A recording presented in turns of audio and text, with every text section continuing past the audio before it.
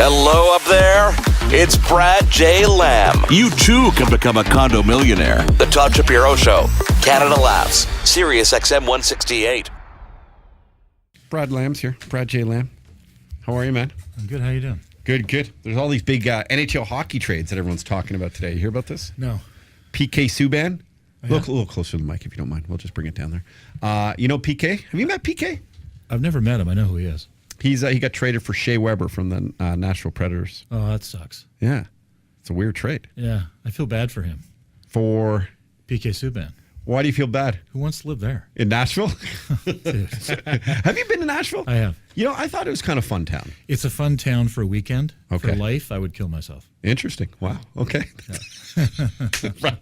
And then they traded Edmonton guy Taylor Hall. Yeah, he's a great player. He's a great player, and they traded him to New Jersey. For who? I don't like a nobody. Adam Larson or I don't even know. Yeah, Adam Larson. Did they get a bunch of money or something? Straight no, just like a one. I don't get these traits. He's a superstar. He's a superstar, number one. Potential superstar, anyway. Totally. And then Stamkos did not sign with the Leafs. He just signed with Tampa Bay. Oh, really? Huh? Yeah. That's too bad. That's too bad. The Leafs might not need him now, though. They got some good guys. Sure. Could you ever be like how does the business do you know much about the sport and the business dealings behind it, not just the game that most of us guys watch? No, I don't know much about it, but I think it's a crap business. Interesting. Yeah, they don't make any money. Ego is like an ego play? Oh yeah, of course. I mean, if you love hockey and you're shit at it, right? Maybe you're a little fat and you can't skate. I shouldn't say that. No, it's all right. Yeah, I mean, I think guys that buy sports teams probably weren't very good at sports, except for Mario Lemieux. He inherited a sports team, right? Yes. Really. So the guys who get into it and you can own it, if you made enough wealth as a player, Yeah. then it's good. But I think it's probably a lot of fun to own it. You get a lot of opportunities to do some pretty cool things. Have you ever thought about owning a fun project at this point in your life? So something you would maybe even know it might be a bad business decision, but you know what? You know what? I started a hotel brand called the Bradley. We don't have any hotels yet, but I own the brand, and I'm going to start one in Toronto, in the West End. And I'm told by everyone in the hotel business it's a terrible business, but I think it looks like a lot of fun. Are you going to do like a chic, cool, modern, Yeah. awesome? Yeah. That's awesome. Everything that I want in a hotel that I just never seem to get. Like, there's some great hotels, but I always find something that I don't think is perfect, you know? So I want to try to find the perfect mix of everything, right? That's like one of the things that bugs me about hotels is ice, right? You get in, you want to get a drink. You either have to go to an ice machine, that's not a great hotel, or you have to call down and get ice. Ice machine's in the room. Makes sense to me. Right? Yeah. Yeah. Yeah. Little things like that. It's not even that hard to do, really. I can't even know. That's amazing. Well, actually, I didn't make up the idea. There's a great hotel in New York called the Mark. Okay. And it has like a mini ice maker. It's maybe 6 inches wide. Makes 100 ice cubes. It's great. That's all you need. Ice in the rooms. Big thing. The Bradley. It's a big thing. The Bradley. How big do you think can make the Bradley? I actually have a piece of property, but I don't want to say where it is Okay, yet. okay. But it is down right in the West End, the best part of the city for a hotel, coolest part of the city. And I'm going to do about 160 to 180 rooms. Wow. Do a rooftop pool, rooftop restaurant. I'll do a very cool, sneaky hideaway bar, like an alley bar. Yes. Down the side, you'll have to have the password to get in. All right. Well, You'll have the password. Okay, thank you. That's awesome. I'm going to hold you to that. Okay. I'm like, remember the password is like, you're not getting in. No Todd's allowed. Yeah, that's the password. Wow. So how long would it, is the process of building and marketing a hotel sort of the same as it would be for you marketing a new project, a new condo? They're similar. I mean, real estate, it's a rental vehicle like an apartment building would be, or an office building, because you've got daily rents. So most lenders want to see a flag, which would be like a Four Seasons or or a Westin. They're comfortable if you have a flag managing the hotel. I don't want to do that. I want to start my own little cool brand called the Bradley, and I want to do it my way, which is probably the worst way to do it. Right? I'm going to learn as I go. But it's going to take a lot of money. Like normally, you'd probably need about 30% equity to build a hotel if you had a flag running it. I'm probably going to need to go 50% equity to do it. Whoa. Probably, yeah.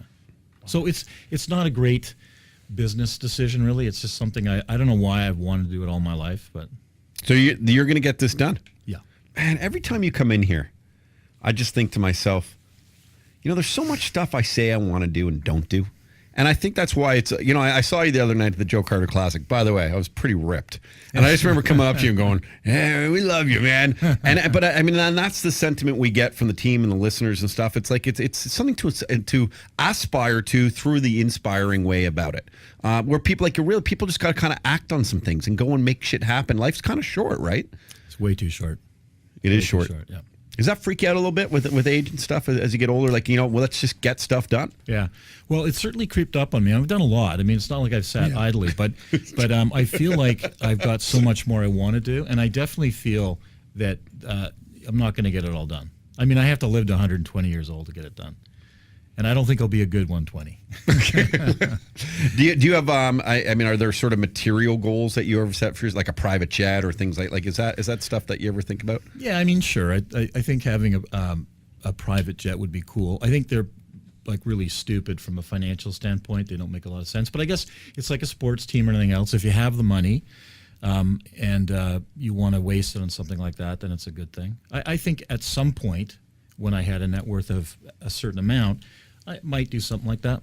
I'd like to get a big boat. I was down at the Miami International Yacht Show this year. Oh, wow. And I looked at yachts. No way. If I wasn't getting a divorce, I would have bought a yacht. My yacht just sailed away, man. Brad J. Lamb joins us at TorontoCondos.com with developments all across Canada. Week after week after week, we always discuss the importance to have an experienced top agent, which obviously work at Brad J. Lamb Realty. Why is it important? Again, why? Just another reminder why it's so important to engage one.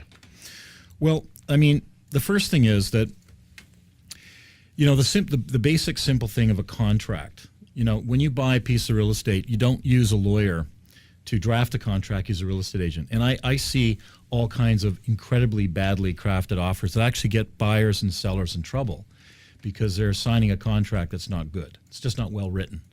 So, little things like, for instance, is there a parking space included in the offer? Well, if you forget to put the parking space in the offer, you don't get it. Wow. Right?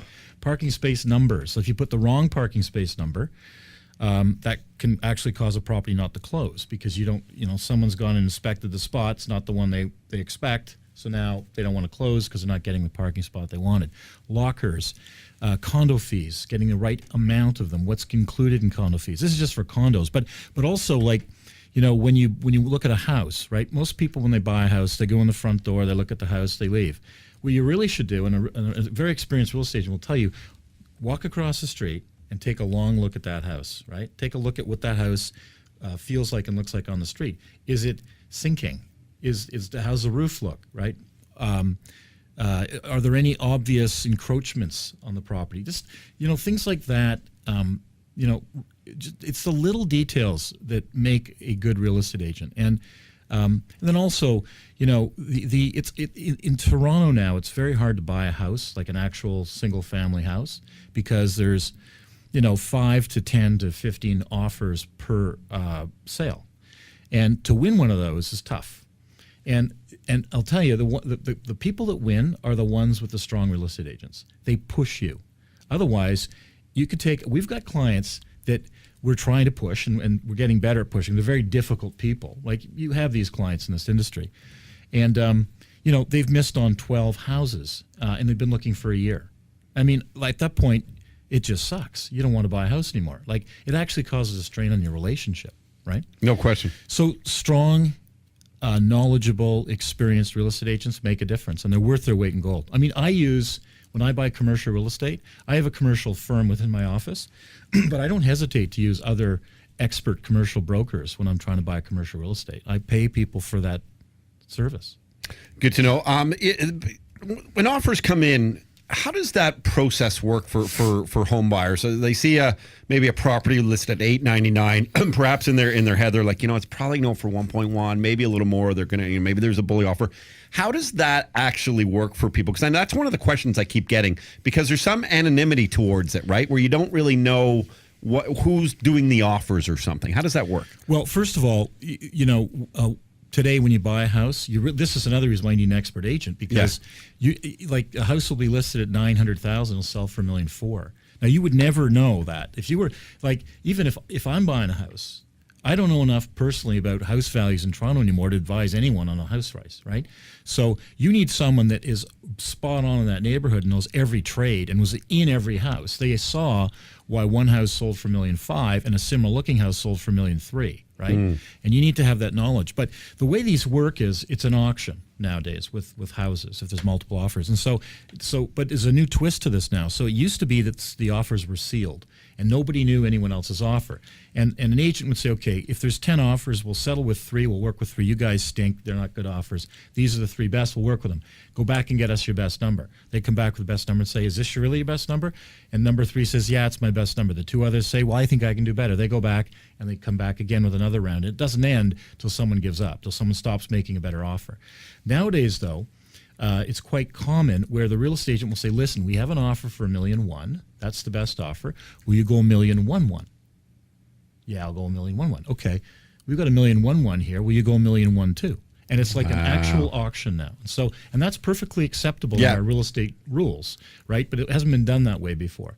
And by doing it that way, you actually get your vendor more money. Well, for sure. And what I like about it is, and I think years and years and years ago, I was kind of going back and forth. I never really knew what the number was, which made it weird. Like if it was at the time, I was probably dealing with something that was like $450,000. So if it was 457, why would I have to jump to 490, not kind of knowing it? So I'd rather know the number to then get then kind of get an offer, which hopefully wouldn't be topped. Yeah, well, that's actually why it's happening more and more, because buyers are revolting and saying, hey, this isn't fair. I need to know if there's actually another offer, really, right? And that's the other thing now. We have new rules for actually disclosing and showing offers, right? You can't, because one of the tricks that bad agents would do, dishonest people would say, yeah, there's 3 offers, right? Maybe there's 1, they'd say there's 3. And and they'd be negotiating with themselves. The buyer would be negotiating with themselves to get more money. Wow. And that has happened. That does happen. I wouldn't say it happens often, but it has. And so there's new rules to prevent that. Good to know. Brad J. Lamb joins us, of course, from Brad J. Lamb Realty. The condo bubble we hear about a lot. The real estate bubble we hear a lot. Is there a difference between just a condo bubble or a real estate bubble? What's going on? Well, I mean, first of all, condominium prices haven't gone up anywhere close to the amount that houses have gone up. So if I don't believe there's a real estate bubble, and I'll say why I don't in a minute, but if there was a bubble, it would be in the Annex or in Rosedale or in Ossington, right, where the houses are trading at 20%, 30% more than last year. That is unsustainable. Going forward, we can't see those increases for years. But I don't think there's a bubble, and the reason why is that the actual cost of ownership is really no different now than it was in the 60s because interest rates are very low, right? And so really how people finance or think about houses is they think about what does it cost me a month? How much of my paycheck goes towards housing? And right now it's not an all-time high. It's not even close to a high right now. But I understand that people are afraid and they don't think it can continue. It will continue until it stops. And that may sound like a smart thing to say, but it will stop. It always does, and it will stop when interest rates rise and when we have a recession. And it won't end until we have a recession. There's not going to be a magical, like in Calgary, you had a real estate recession going on right now because of oil prices, right? So there's a recession in Calgary caused by oil prices. But in Toronto, we don't have anything that we're reliant on like that for our economy. So the only way we're going to see real estate prices fall is to have an economic downturn. So when that happens, prices will fall. And if anything, even at least this is kind of my opinion, I see all the bigger companies and tech companies and companies like Coca-Cola and stuff moving downtown with more people being employed downtown. So even in times of maybe an economic crisis, and in crisis might be a strong word, in Toronto, I think there's going to be still a lot of sort of sustainable business with people living there and working hard to kind of keep prices pretty level. That's what I think anyway. And I mean, I'm no expert, but to me, that's why I don't see necessarily a bubble ever happening in a city that just continues to grow and grow and grow. Yeah, I mean, a bubble could happen. I don't think we're in a bubble now. I'm really sure we're not, but that's just me. But yeah, I mean, the fact that we have a really diverse economy and that companies are coming all the time and adding more jobs. I mean, when recessions happen, people get laid off, right? And there'll be a certain amount of fear. But look what happened in 2008. It's called the Great Recession, right? And in Toronto, we had a 9 or 10 month real estate blip. just soldiered on. So Toronto will be able to fend off a recession better than most places. I forget if I've asked you this, Brad, and I apologize if I have. The movie The Big Short, like, it literally freaks a lot of people out when it comes to buying a home and stuff. Is that? And I sorry, did I ask you this before? I don't even recall. But I mean, there's no need for it. It's such a different situation, isn't it, than what exists here in Canada? Yeah, there's absolutely no comparison to the two real estate systems. I mean, they're houses and you're buying them, but there's so many differences in the American process for buying, and there's so many differences in the American process for financing. And both of those differences caused the problem in the States. And of course, it did ricochet here and cause everyone problem everywhere in the world, right? But I mean, Toronto was in obviously in less bad shape banking wise than England and in France. And I mean, you look at house prices in Spain, they still have not recovered from the recession. Italy, they've not recovered from recession. Portugal, right? Places like Paris and London have, because they're cities that, just like Toronto, that don't suffer as much because they're wealthy cities. But a lot of places haven't come back from where they were. People are also freaking out about The Big Short because of how much gray Brad Pitt had in his beard. They didn't know that. They were like, oh, he has a lot of gray in his beard. I think that's real. The most important thing to do when you sell, you want to sell property fast. You're like, I'm short of money. I got to get out. Like, we just got to get where we're maybe a sudden job move, something happens. What do people need to do? What advice would Brad J. Lamb, Realtor, give? Well, I mean, it's pretty basic advice. First thing is get the best real estate agent in the neighborhood. That's easy. The guy with the most signs, the guy with the most stuff for sales, the best, or the woman. But the other thing is, today, staging is really, really important. It's so important that I started my own staging company. Yeah. You just have you're like something's important. I'm starting a company tonight. I don't even know what it is, but I'm doing something. Well, the thing is, it's amazing when you walk into an apartment that's empty or a house that's empty, and then you walk into the same apartment that's staged. It's completely different opinion from a buyer. They won't even recognize the same apartment. And I find that in all our development stuff, we stage everything that we have. Everything that's left at the end of the project, the unsold inventory, we stage every unit. And they sell in an average of like 0 to a week because they're so beautifully staged. I'll tell you a story, actually. When I was working with Scott Shallow, one of your agents, there was a house we really loved, but it was bare empty. And I'm a pretty visual guy and good with design, but I still couldn't quite figure it out. And then we ended up buying a house that was staged very nicely. And to this day, I sometimes regret maybe not buying the other house. And I wonder if that staging would have made the difference. I really believe, like, if I kind of just saw things differently, because I actually think it would have made it look a lot bigger. Like, is that what furniture sometimes does that people are sort of surprised by? Well, it does. It also shows you how the apartment or the house can be furnished. So you can imagine living there because there's a dining room for 8 people there. I get that, honey. We have 8 people over for dinner sometimes, right? We want that kind of dining room. So it allows you to imagine how you can live there. And also, staged apartments live so much better than you do. I don't mean you specifically, but most people they're not really very stylish, right? Sure. They don't really know the right furniture and the right color paint. Some people have that skill, but most don't. So when you walk into apartments that's professionally staged, you imagine how great your life would be if you could be like this, right? And it makes you want to buy. Is it inappropriate, Brad, to go and use the master bedroom for like a half an hour just to make sure you're truly comfortable? Is that like you're not allowed doing that when you have an appointment, are you? Yeah, you're not allowed to do that. Yeah. Although I'm sure people do. Oh, God. Oh, my goodness. There's been a lot of press lately about something called shadow flipping of properties, primarily in Vancouver. I don't even really know what that means, and is this a problem? Well, it's depressing. Every day I open, I read the newspaper every day. I told that. Globe and Mail. Yeah, and every day I read the newspaper, I see more horse shit about the real estate market. I feel like writing I want to write 5 letters to the editor every day. It drives me mental how badly researched these stories are. It's like I get interviewed all the time by newspapers, and they come to me with an idea, a story, before the story's there. Like, I want to write a story about this. Can you give me information? I'm like, there's no story. There's no story to tell. They're not satisfied with that. They want to find a story. Sorry to interrupt. The analogy that just popped in my head is, on a much sort of more layman perspective, is most guys can't stand sports writers because they're not guys who played the game and they're just trying to write to sell papers. Maybe is it safe to say that, like, if it's not an expert in real estate writing that article, that we can look at a guy writing an article about real estate like a dumb sports writer who never played the game? Yeah, I think that's probably true. I mean, so anyway, shadow flipping, what is that? So in Vancouver, unscrupulous real estate agents would use a cover buyer to actually buy a house themselves in partnership with the shadow buyer. Then they would sell it for more money to in this case, Chinese buyer. It was a mostly Chinese agency, not Chinese, it's a Canadian agency, but with Chinese descendants working there. And so, it caused a huge uproar. I mean, it's certainly not a common practice anywhere.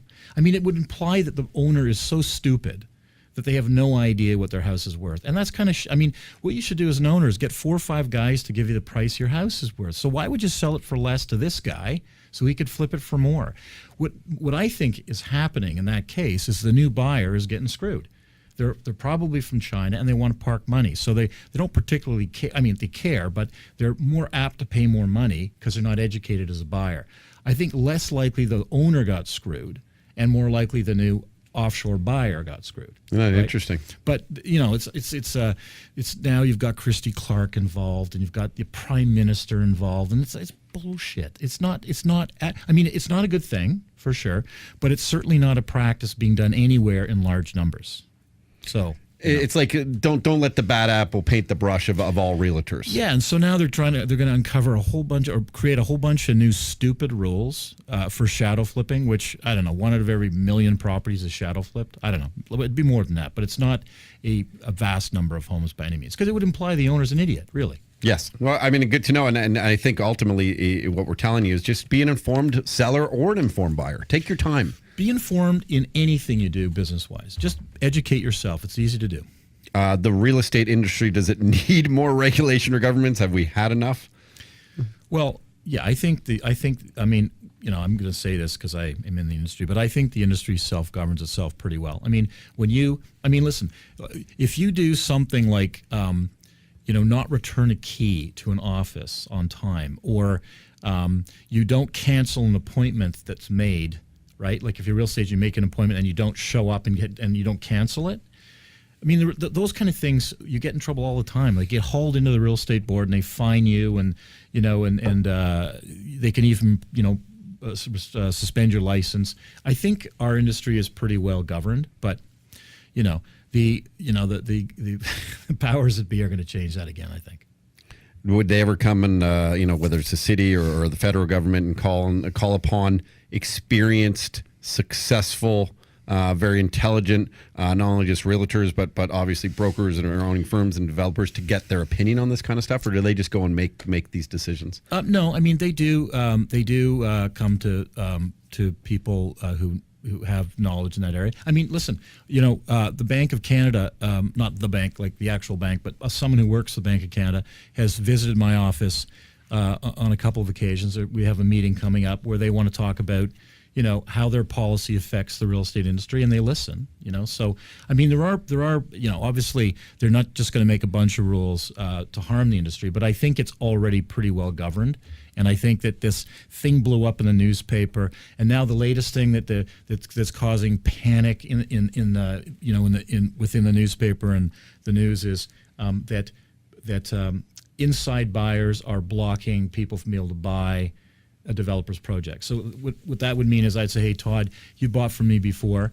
I'm launching a 200-unit building. We're going to sell 100 to our friends, family, and people who bought from us before. Come on in and check it out. And I give you a chance because you're a loyal client. Is there anything wrong with that? I would expect it almost, to be honest. Exactly. I mean, that's how any business works, right? Yeah. You reward those that reward you.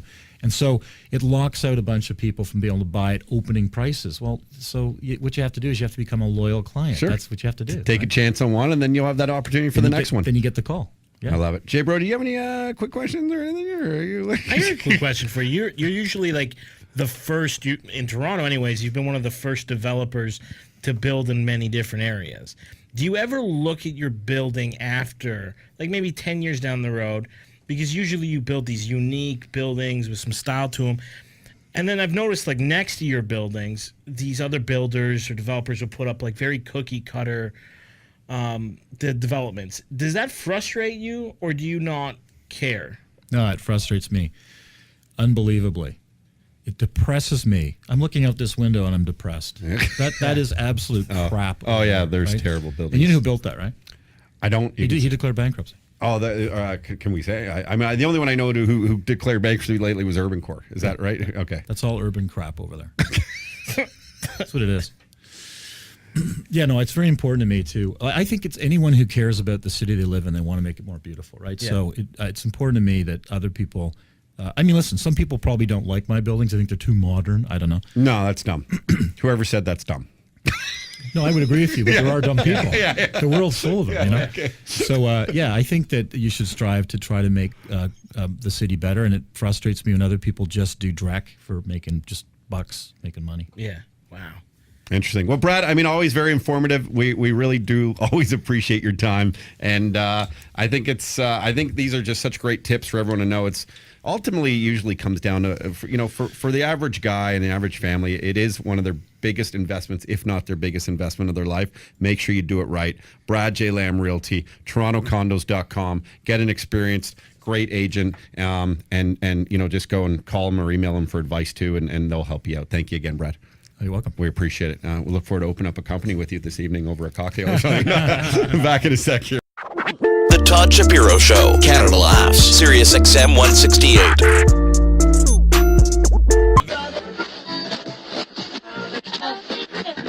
The Todd Shapiro Show. All right, we really appreciate you watching that video. Make sure you check out some more videos. Why not? Let's get caught in the Shapiro Show vortex right here.